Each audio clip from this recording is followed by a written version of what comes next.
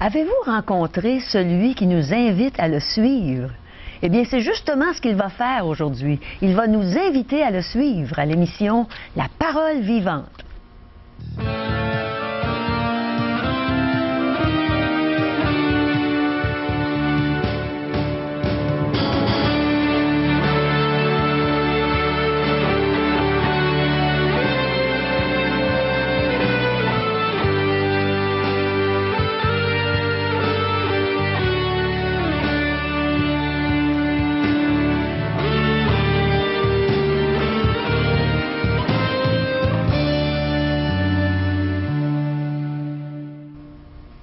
Bonjour nos chers amis.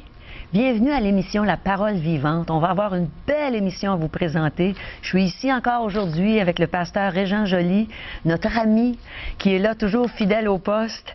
Et il va partager l'Évangile avec nous naturellement. Il va nous parler de celui qui nous invite à le suivre. Et on va avoir un beau chant chanté par Richard Ouellette. Je pense que vous allez vraiment apprécier. Et notre ami Robert Goulet, qui est notre recherchiste musical, va nous donner son témoignage. Comment est-ce que Dieu s'est fait connaître à lui? Alors, restez avec nous et n'oubliez pas que si vous voulez des commentaires, apportez vos commentaires. Si vous voulez nous poser des questions, on est là pour vous. Et contactez-nous à 1-877-l'Espoir, 1-877-537-7647 ou allez sur notre site web espoir.ca. Mes amis, il y a quelqu'un qui m'a invité à le suivre un jour, il y a déjà 29 ans. Et c'est de ce quelqu'un-là qu'on va parler aujourd'hui. Bonjour, Régent. Bonjour, Caro. Tu vas nous parler de celui qui nous invite à le suivre. Imaginez-vous donc que Jésus nous invite à le suivre sur le sentier de la vie. Il connaît le sentier de la vie. Alors, c'est pas toi qui nous invite à te suivre. Ce n'est pas moi. Moi, je vous invite à le suivre. Oui. Tu nous parles de lui. Lui va nous conduire là où on devrait tous aboutir à la vie éternelle. Mais pour cela, il va falloir le suivre et l'écouter attentivement dans les prochaines minutes. Ça me fait penser à une histoire que j'ai vécue moi-même. J'étais parmi les Gaspésiens, là, plusieurs années. Et un jour, un ami m'a invité à visiter sa terre à bois, puis la forêt qu'il y avait sur sa terre. Puis on s'est aventuré avec lui. Mais je lui faisais confiance parce qu'il m'avait dit que c'était sa terre, c'était sa forêt. Puis laissez-moi dire, Caro, qui connaissait son sentier. Il savait où il s'en allait. Alors je pouvais lui faire confiance. Et c'est ça l'aventure que le Seigneur nous invite. C'est pas une aventure là que l'improviste puis impromptu, mais c'est une aventure. Lui, il sait où il s'en va, puis il voudrait qu'on le suive là dans ce sentier d'aventure merveilleuse avec l'auteur de la vie, le sentier de la vie. Et il connaît l'objectif et le but de ce chemin, de ce sentier. Alors on a besoin de savoir comment. Et c'est ce qu'on va apprendre dans les prochaines minutes, lorsqu'on va retourner avec la Bible en main. On va regarder ensemble les textes bibliques, là où Jésus invite chacun d'entre nous à le suivre, à lui faire confiance. Comme j'ai fait confiance à ce Gaspésien qui m'emmenait sur sa terre et qu'on a pu admirer des belles choses dans la nature, dans cette forêt. Et c'est la même chose, Jésus veut nous emmener sur le sentier de la vie et y faire découvrir des merveilles. On va pouvoir le suivre jusqu'au ciel, probablement. Jusqu'au ciel, c'est là qu'il veut qu'on aboutisse tous et chacun. Mais pour cela, il faut remplir les conditions pour le suivre. Alors, c'est ce qu'on va entendre aujourd'hui. Oui. Alors que Régent va nous partager justement comment faire pour suivre ce sauveur extraordinaire, le Seigneur Jésus. Alors, demeurez à l'écoute.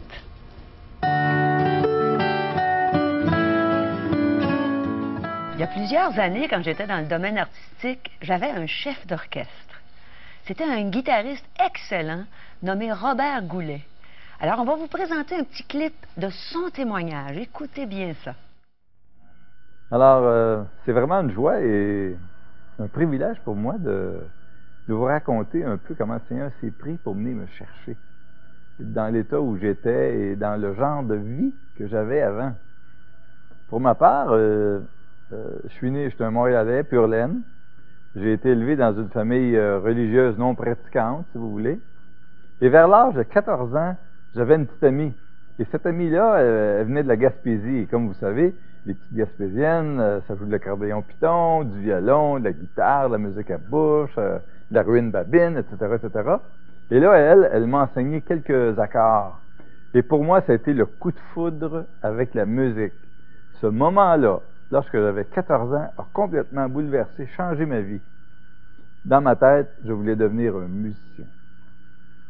Alors, j'ai commencé à pratiquer, faire des concours d'amateurs et apprendre des chansons et pratique, ce qui m'a amené à faire partie de groupes. Et ensuite, ça m'a amené à accompagner des artistes un peu partout, dont Caro. C'était une des filles que j'ai accompagnées pendant 7-8 ans. Et puis, d'autres artistes aussi. Et puis, j'ai même été vivre à New York pendant un certain temps en tant que musicien avec un groupe. Et puis, mais toujours en faisant ce genre de travail-là, j'avais un vide intérieur qui m'a amené à faire des recherches. Je lisais toutes sortes de choses qui parlaient de religion ou de spiritualité, si vous voulez. J'ai même adopté, à un certain moment donné, j'avais entendu parler d'avoir un esprit saint dans un corps saint, donc j'ai commencé à bien m'alimenter.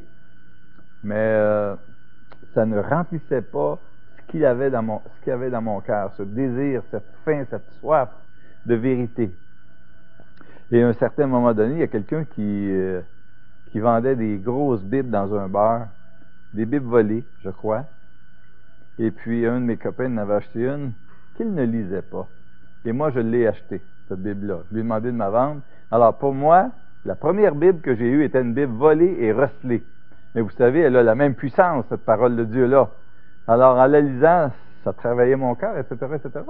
Et c'est en 1976 qu'une amie m'a parlé de Jésus-Christ comme aucun religieux m'en avait parlé avant. Et le lendemain, je me rappelle, j'étais avec ma Bible, ma cigarette au bec, mon petit cognac dans le coin, et là, je témoignais, il faut que vous changez de vie, on avait un repas familial, sans ça, vous allez aller en enfer, etc., etc. Alors, ils doivent m'avoir trouvé très fatigant. Et c'est alors que peut-être vers les 3 heures de l'après-midi, c'est comme si le Seigneur m'aurait touché, m'a touché mon cœur. J'ai été à la salle de toilette, je me suis mis à genoux et j'ai dit, Seigneur, aux yeux du monde, je suis un musicien qui est réussi, mais à tes yeux, je suis une perte totale. Viens dans mon cœur, pardonne mes péchés, j'ai besoin que tu changes ma vie n'a pas de sens. Et il l'a fait à ce moment-là, j'ai reçu la paix que seul Dieu peut donner, une paix qui surpasse toute intelligence. Et à partir de ce moment-là, ma vie a été complètement changée. Et pour le restant de mes jours, les dons, les talents, les habiletés que Dieu m'a donnés, je veux les mettre à son service. Et je veux raconter, partager ce que Jésus a fait dans ma vie à quiconque a des oreilles pour entendre, à quiconque veut bien m'écouter et à quiconque le Seigneur mettra sur mon chemin. Alors, c'est ce qui s'est passé pour moi dans ma vie. C'était en 1976. Ça fait déjà 28 ans. Alors, c'est tout un privilège de pouvoir partager la bonne parole de Dieu. Maintenant, j'ai un groupe gospel. Nous pratiquons, nous faisons des concerts gospel. Nous allons même aller en Europe cette année, à Toulouse, en France. Et nous allons aller aussi à Liège, en Belgique, avec une équipe, une bonne équipe. Et nous allons chanter les louanges du Seigneur à tous ces gens-là qui vont bien vouloir venir nous entendre. Alors, le groupe s'appelle Vent d'Espoir. Alors, j'espère avoir l'occasion de parler avec vous un jour, de vous rencontrer lors que nous aurons un concert dans votre région. Merci.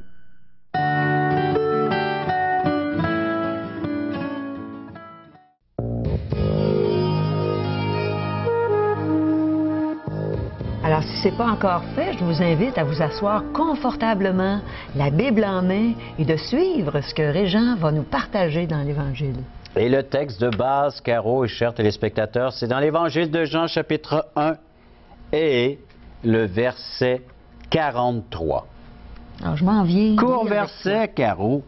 Le lendemain, après avoir rencontré André, Pierre, le lendemain, Jésus, il lâche pas, hein? Il est toujours en train de travailler. Jésus voulut se rendre en Galilée. Il rencontra Philippe et lui dit, « Suis-moi. » C'est court, hein? Comment est-ce qu'on fait pour suivre Jésus?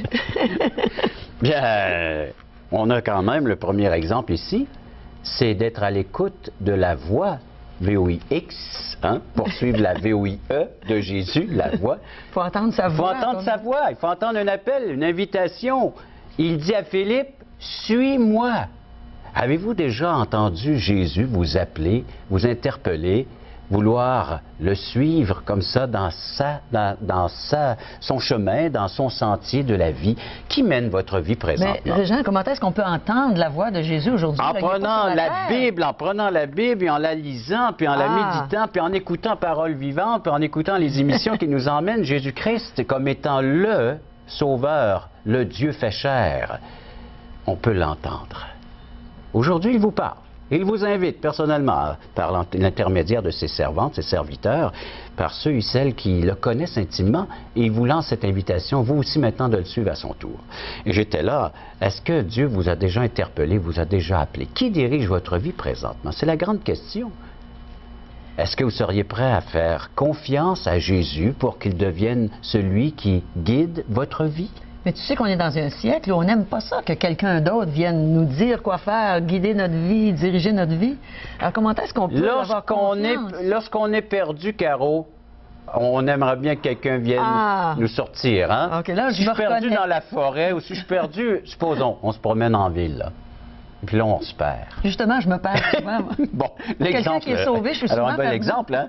On se perd en ville. Que faisons-nous? Puis on cherche des points de repère, puis on va aller voir des gens qui s'y connaissent, dire comment fait-on pour se rendre à telle destination? Hein? Ouais. Et là, les gens vont nous renseigner parce qu'ils connaissent leur ville, ils connaissent l'endroit. Comment faire pour aller au ciel? À qui s'adresser? À qui faire confiance? Ben, Jésus a dit, moi, bien, lisons ensemble, Jean 14,6. Jean 14,6. Pourquoi faire confiance à Jésus? Dans Jean 14,6, court verset encore une fois, rapporté par l'évangéliste Jean, Jésus dit, « Je suis le chemin, la vérité et la vie. Nul ne vient au Père que par moi. » C'est pas une confiance aveugle qu'il demande, mais une confiance avec la foi, la confiance que oui, il peut m'emmener, il peut me conduire, il peut me guider jusque dans la présence du Père, de Dieu. Il est le chemin.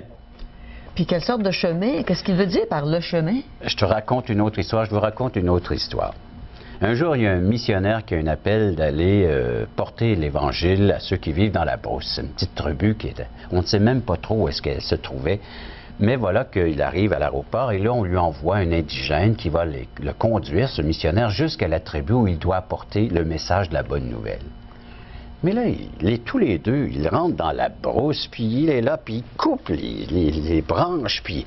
Mais là, à un moment donné, après 15-20 minutes, le missionnaire dit, « Mais où est le chemin? Où est le sentier? » Et là, l'indigène lui dit, « Je suis le chemin. Suis-moi. » Il fallait qu'il suive l'indigène.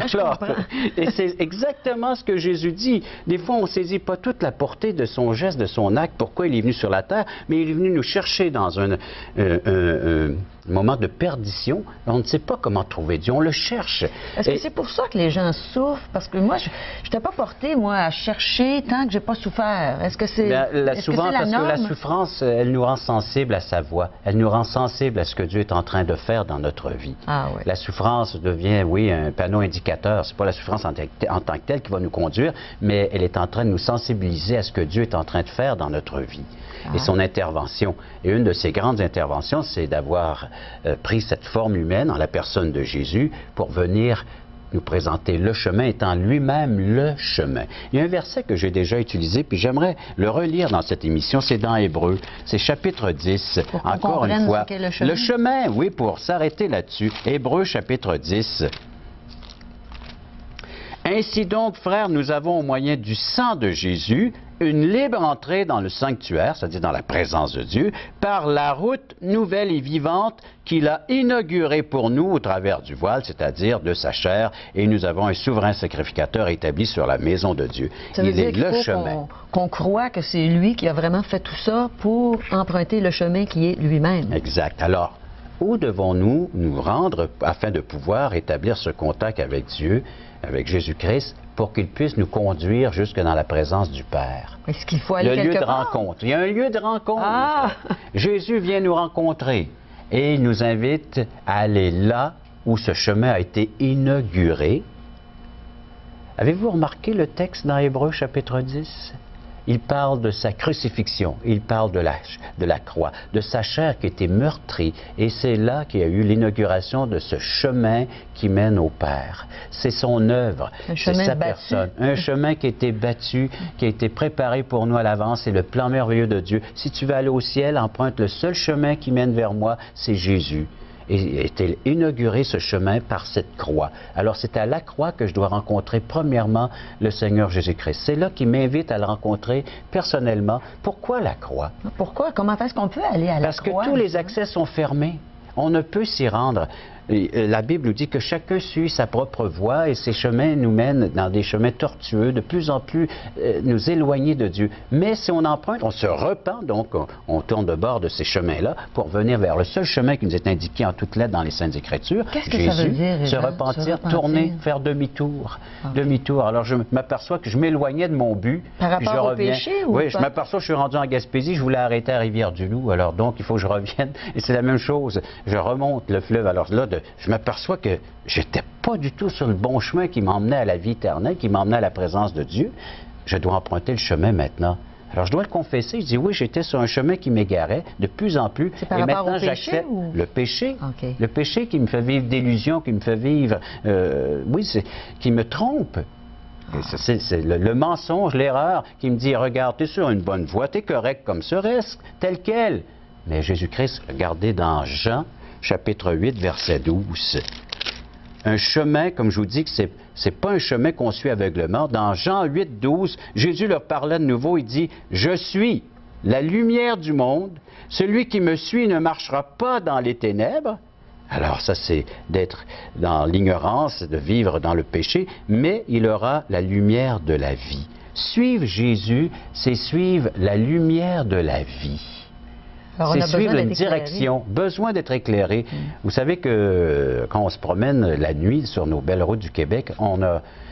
En tout cas, moi, je suis content de voir qu'il peut y avoir des lampadaires, puis ces lumières qui m'indiquent que je vois le chemin, déjà les phares de mon automobile, mais de voir aussi que ces lumières qui peuvent m'indiquer le chemin. On voit ça à vol d'avion, hein? On voit toutes ces autoroutes, ces belles routes, puis on voit ces lumières qui sont là. C'est tous des chemins, c'est ça. Et Jésus-Christ dit, je suis cette lumière. Je suis celle qui t'éclaire pour te dire, oui, voilà le chemin qui va aboutir au ciel, à la présence de Dieu, à la présence du Père. Emprunte-moi, suis-moi. Mais comment est-ce qu'on peut être sûr que c'est vraiment Jésus qu'on suit? Comment est-ce qu'on peut être certain? À cause de ces déclarations solennelles, puis de ce qui a été rapporté dans l'Ancien Testament et dans le Nouveau Testament, ce Jésus est cette personne toute désignée que nous retrouvons par les prophètes et par les apôtres. Et encore, c'est le seul chemin, le seul nom qui a été donné parmi les hommes par lequel nous pouvons être sauvés et avoir cette assurance que oui, lui, il va me conduire au ciel.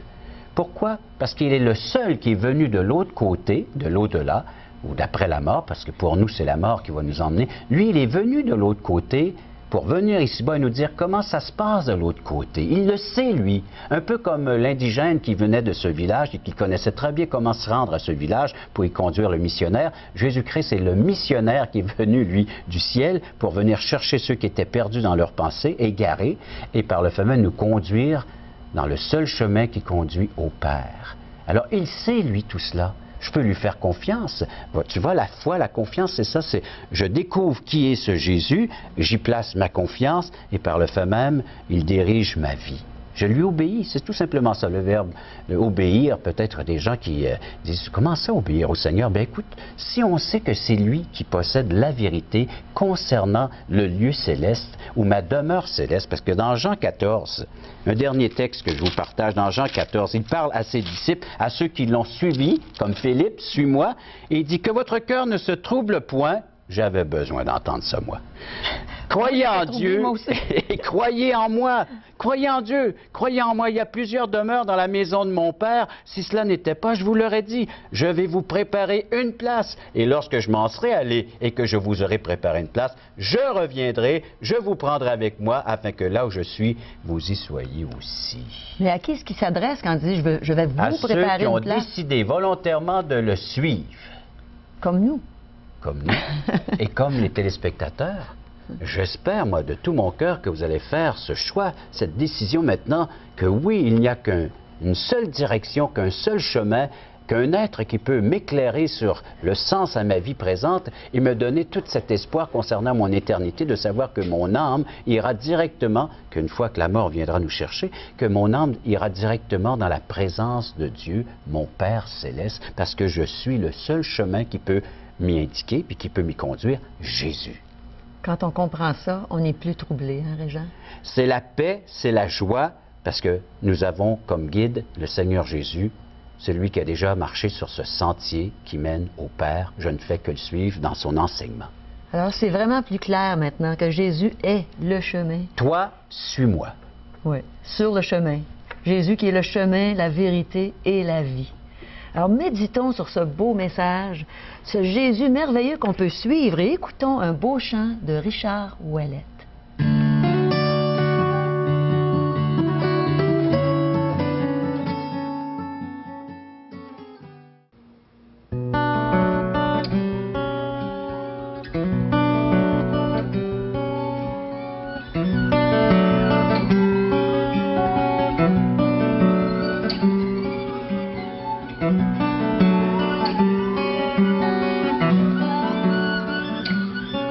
Je ne fais qu'un pèlerinage à travers ce monde douloureux. Mais le pays que j'envisage est sans tristesse, toujours joyeux. Oui, j'irai là pour voir mon Père. Mon long voyage sera terminé. Je passerai la grande rivière. À l'autre bord, je passerai.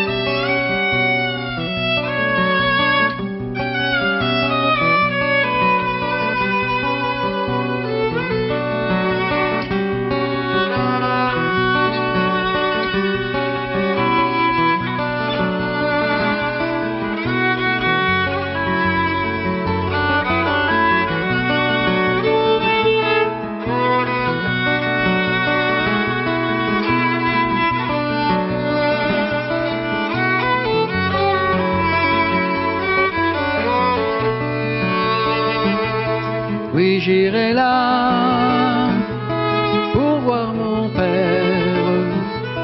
Mon long voyage sera terminé. Je passerai la grande rivière. À l'autre bord, je passerai.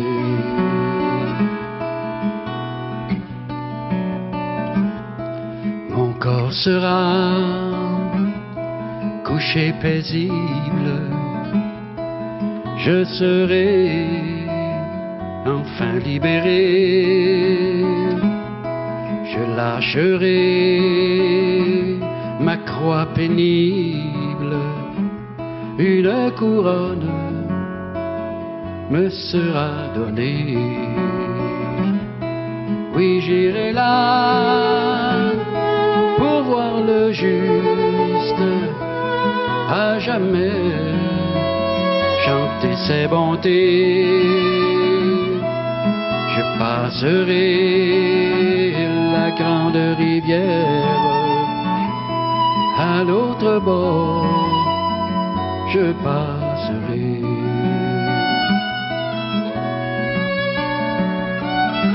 Je passerai.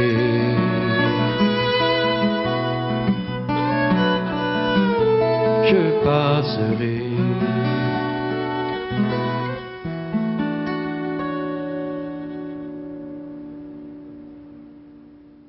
Parole Vivante vous invite à participer à l'un des nombreux merveilleux déjeuners de l'espoir. Ces déjeuners ont lieu dans plusieurs restaurants réputés de la région et vous sont offerts gratuitement. Venez entendre le témoignage d'une vie transformée par la puissance de Dieu. Pour connaître les détails concernant l'endroit, la date et l'heure pour votre région, composez le 1-877-537-7647 ou notre site web www.espoir.ca.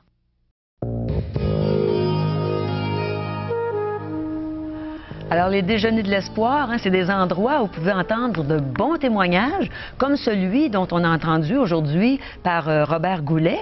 Alors, vous entendez des témoignages comme ça quand vous allez dans le déjeuner de l'espoir, un petit peu plus détaillés, parce qu'on a plus de temps dans les déjeuners. Et aujourd'hui encore, Régent, je pense qu'on a un peu de littérature. On offre Questions fondamentales de J. Blanchard, ainsi qu'aujourd'hui l'espoir, c'est Jésus seul, un résumé de ce merveilleux message qu'on retrouve dans la Bible. Lorsqu'on part en croisière, est-ce qu'on va lire tous les appareils qu'il y a? On fait confiance au capitaine. Lorsqu'on est dans l'avion, la même chose, on part en paix, en sécurité, on fait confiance au pilote. Mais lorsque je suis dans cette vie, je fais confiance à l'auteur de la vie, à mon capitaine, à mon pilote, qui est le Seigneur Jésus. Il nous conduit sûrement. À bon Il port. nous amène à bon port, justement. C'est merveilleux. Alors, on espère que vous allez être des nôtres encore bientôt, parce qu'on a toujours des bonnes émissions à vous présenter, des beaux chants, et on aime vous rencontrer. On aime que vous nous invitiez chez vous, dans votre salon, pour parler avec vous, pour partager avec vous. Alors, soyez des nôtres à la prochaine émission, La Parole Vivante. On va être là pour vous et on vous aime.